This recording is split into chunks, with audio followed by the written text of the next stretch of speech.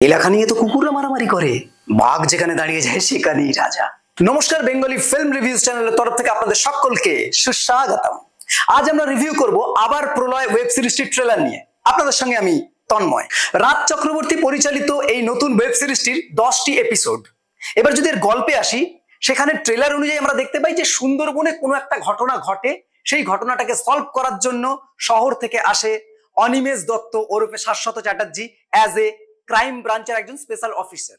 এরপর সেখানকার প্রবলেমগুলো সলভ করতে পারে বা সলভ করতে গিয়ে কি কি সমস্যা ধরা পড়ে, এটা দেখতে গেলে আপনাদের অবশ্যই ওয়েব সিরিজটা পুরো দেখতে হবে। এবার যদি এই ওয়েব সিরিজটা আমরা কাস্ট এন্ড ক্রুতে চলে আসি, তো সেখানে আমরা অবশ্যই দেখতে পাবো মুখ্য ভূমিকায় শাশ্বত চ্যাটার্জিকে, এছাড়া পরাণ বন্দ্যোপাধ্যায় আছে, ঋত্বিক চক্রবর্তী আছে, জুন মালিয়া আছে এবং আরো অন্যান্য। এবার যদি আমরা ওয়েব সিরিজটার কিছু পজিটিভ পয়েন্টে আসি, সেখানে অবশ্যই বলতে হবে তার অ্যাক্টিং এর কথা। কারণ যেখানে এতগুলো ক্রিম অ্যাক্টর একসাথে কাজ করছে, সেখানে অ্যাক্টিংটা একটা অন্য লেভেলে যাবে, এটাই স্বাভাবিক।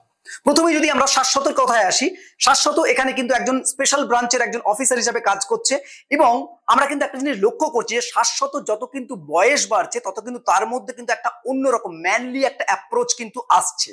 আমরা দেখতে পাই যে এই যত জাতীয় চরিত্রে যেখানে সে একজন ক্রাইম ব্রাঞ্চের কোনো স্পেশাল অফিসার হিসেবে আসছে, সেখানে যত তার বয়স বাড়ছে, তার কিন্তু আউটলুকটা অনেকটা অ্যারোগেন্স যে ব্যাপারটা, সেটা কিন্তু চলে আসছে তার চরিত্রের মধ্যে, যেটা কিন্তু খুবই ভালো লাগে। নাসিরুদ্দিন শাহ একটা কথা বলতেন যে ইনার অ্যাক্টিং, এখানে কিন্তু শাশ্বতের মধ্যে সেই ইনার অ্যাক্টিংটা আমরা ভরে ভরে পাই।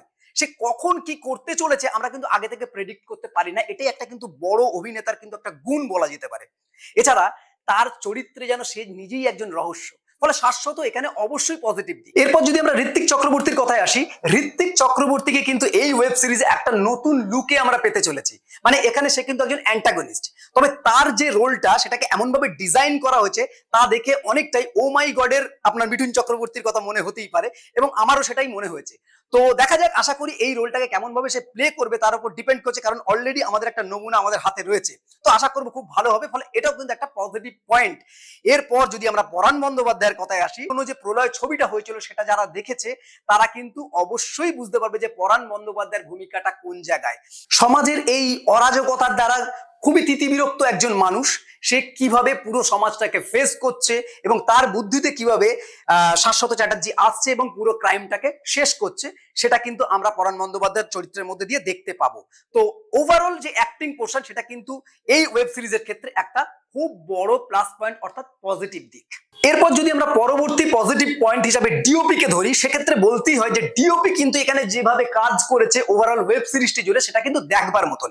মানে বেশ কিছু দৃশ্য আছে, যেমন একটা দৃশ্যের কথা মনে পড়ছে যে অনেক দূর থেকে, মানে ওয়াইড অ্যাঙ্গেল থেকে একটা নৌকা চলে যাচ্ছে, সেরকম একটা দৃশ্যকে তুলে ধরা হয়েছে, সেটা কিন্তু দেখতে জাস্ট ওয়াও লাগে, মানে অসাধারণ দৃশ্যটাকে তুলে ধরা হয়েছে। এছাড়া ফাইট সিকোয়েন্স গুলোকে যেভাবে তুলে ধরা হয়েছে, বিশেষ করে এখানে শাশ্বত চ্যাটার্জিকে যেভাবে ফাইট সিকোয়েন্সে ডিজাইন করা হয়েছে, সেটা কিন্তু আমরা নতুন ভাবেই পাচ্ছি। তো যেভাবে প্রত্যেকটা অ্যাঙ্গেল দিয়ে এই ফাইট সিকোয়েন্স গুলোকে তোলা হয়েছে, সেক্ষেত্রে ডিওপির কিন্তু একটা প্রশংসা অবশ্যই প্রাপ্য। তারপরে যদি আসি, আমরা কিন্তু প্রথমে একটা উপমা টানতে পারি, যেটা হচ্ছে আমরা ওয়েস্টার্ন কোনো সিনেমা যদি দেখি, সেখানে স্ট্যালোনের যদি কোনো ভূমিকা দেখি, আমরা দেখতে পাবো তার লাস্ট ব্লাড বা এক্সপেন্ডেবল সিনেমাগুলোতে ওর যখন বয়স বাড়ছে, মানে স্ট্যালোন যখন অনেকটা বয়স হয়ে যাচ্ছে, সেই সময় তার যে অ্যারোগেন্সি, তার চরিত্রের মধ্যে যে পাওয়ারটা, যে সিংহের মতন একটা বিক্রম, সেটা কিন্তু শাশ্বতের মধ্যে পাচ্ছি। শাশ্বতের মধ্যেও সেই বিক্রমটাকে কিন্তু ডিওপি খুব সুন্দরভাবে পোর্টফোলিও করেছে, ফলে শাশ্বতকে কিন্তু এখানে অসাধারণ একটা অন্যরকম একটা লুকসে তো আমরা পাচ্ছি। তার সাথে সাথে ডিওপির কাজ মিলে পুরো ব্যাপারটা একটা ওয়াও ফ্যাক্টর দাঁড়িয়ে গিয়েছে। এই ওয়েব সিরিজটির প্রত্যেকটা দৃশ্যই যেন এক একটা পেইন্টিং। এছাড়া পরিচালকের কথা তো অবশ্যই বলতে হবে, পরিচালক এখানে কিন্তু আউট এন্ড আউট একটা কমার্শিয়াল ট্রিটমেন্ট দিয়েছে পুরো ওভারঅল সিরিজটা জুড়ে। কারণ একটা দৃশ্য দেখতে পাচ্ছি যেখানে সেই পা রাখছে এবং যেভাবে পাতাগুলো বা ধুলোগুলো যেভাবে উঠছে, সেই দৃশ্যগুলো যে কমার্শিয়াল ট্রিটমেন্টের একটা অংশ, সেটা কিন্তু বোঝা যায়। ফলে সেই ট্রিটমেন্টটা বা সেই ফ্লেভারটা কিন্তু আমরা পাই একদম আউট এন্ড আউট পুরো ওয়েব সিরিজটা জুড়ে। ফলে পরিচালকেরও কিন্তু এখানে একটা বড় ভূমিকা আছে, বড় জায়গা আছে, ফলে পজিটিভ পয়েন্ট হিসেবে পরিচালককে আমি রাখছি। এবার যদি স্ক্রিপ্টে চলে আসি, সেখানে দেখা যাবে প্রত্যেকটা ডায়লগই কিন্তু একটা যেন পাঞ্চ লাইন। বিশেষ করে শাশ্বতের মুখে প্রত্যেকটা নর্মাল ডায়লগও একটা একটা পাঞ্চ লাইন হয়ে উঠছে। ফলে স্ক্রিপ্টটাকে যেভাবে স্ক্রিনিং করা হয়েছে সেটা কিন্তু অসাধারণ, প্রেজেন্টেশন অসাধারণ এবং চিত্রনাট্য খুব ভালো। বলে চিত্রনাট্যকে একটা কিন্তু পজিটিভ পয়েন্ট অবশ্যই দিতে হবে। এছাড়া ভিএফএক্স এর কাজ যদি বলি সেটাও খুব ভালো, এডিটিং তো অবশ্যই ভালো, মানে যেভাবে কাটগুলো করা হয়েছে কোনো জাম্প আমরা পাই না, সুন্দরভাবে এগিয়েছে এবং কালার গ্রেডেশন অবশ্যই ভালো হয়েছে। মানে কালার গ্রেডেশনে কিন্তু আমরা সেই কমার্শিয়াল যে আউটলুকটা সেটা কিন্তু আমরা পাই। সর্বশেষ যেটা বলতে হয় সেটা হচ্ছে লোকেশন। যেভাবে লোকেশন চুজ করা হয়েছে এই গল্পটার জন্য, সুন্দরবনকে যেভাবে এক্সপ্লোর করা হয়েছে সেটা কিন্তু আমাদের জাস্ট মন ভরে যায়। তো এক কথায় বলতে গেলে যে ওভারঅল প্রেজেন্টেশন সেটা কিন্তু খুব ভালো। এবং সব শেষে যদি আরেকটা কথা বলি সেটা হচ্ছে ট্রেলারটাকে যেভাবে সাজানো হয়েছে, যেভাবে প্রতিটা দৃশ্যকে তুলে ধরে ধরে কোলাজ করে একটা ট্রেলার তৈরি করা হয়েছে সেটা কিন্তু জাস্ট ওয়াও। এবং তার যে টোন দেওয়া হয়েছে, তার যে ব্যাকগ্রাউন্ড মিউজিক দেওয়া হয়েছে সেটাও কিন্তু আমাদের ভীষণভাবে মানে এক্সাইটেড করছে যে আমরা কবে সেই ওয়েব সিরিজটা আসবে এবং সেটাকে আমরা দেখবো। এবার যদি এই ওয়েব সিরিজের কিছু নেগেটিভ পয়েন্টে আসি, সেক্ষেত্রে প্রথমেই বলতে হয় দেখুন খুব বেশি নেগেটিভ পয়েন্ট কিন্তু পাবো না আমরা, মানে অ্যাজ এ ট্রেলার অনুযায়ী।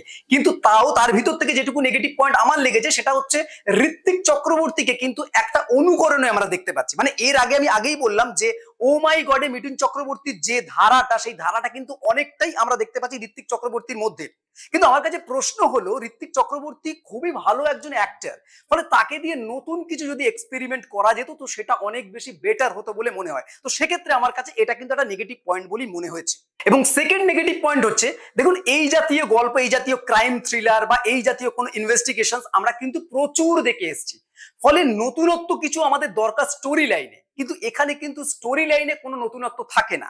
যদি আমি কাস্ট এন্ড ক্রুকে বাদ দিই তাহলে কিন্তু ইটসেলফ গল্পটা আমাদেরকে কোনোভাবে ইমপ্রেস করতে পারে না। ফলে সেক্ষেত্রে আমার মনে হচ্ছে, মানে অ্যাকর্ডিং টু দ্য ট্রেলার আমার কাছে মনে হচ্ছে এই স্টোরিটা কিন্তু আমার কাছে একটা ড্রব্যাকস বলেই মনে হচ্ছে। তো এই হলো ওভারঅল রিভিউ এই ওয়েব সিরিজটি ট্রেলারের। এরপর আরো নতুন নতুন এরকম রিভিউ জানতে গেলে বেঙ্গলি ফিল্ম রিভিউজ দেখতে থাকুন। আপনাদের গুরুত্বপূর্ণ মতামত আমাদের কমেন্ট বক্সে অবশ্যই জানাবেন। বেঙ্গলি ফিল্ম রিভিউজ সোশ্যাল মিডিয়াতে সব জায়গায় অ্যাভেলেবেল আছে, আপনারা সেখানে আমাদের ফলো করতে পারেন। বাংলা সিনেমাকে এগিয়ে রাখুন, বাংলা সিনেমার পাশে থাকুন। Thanks for watching.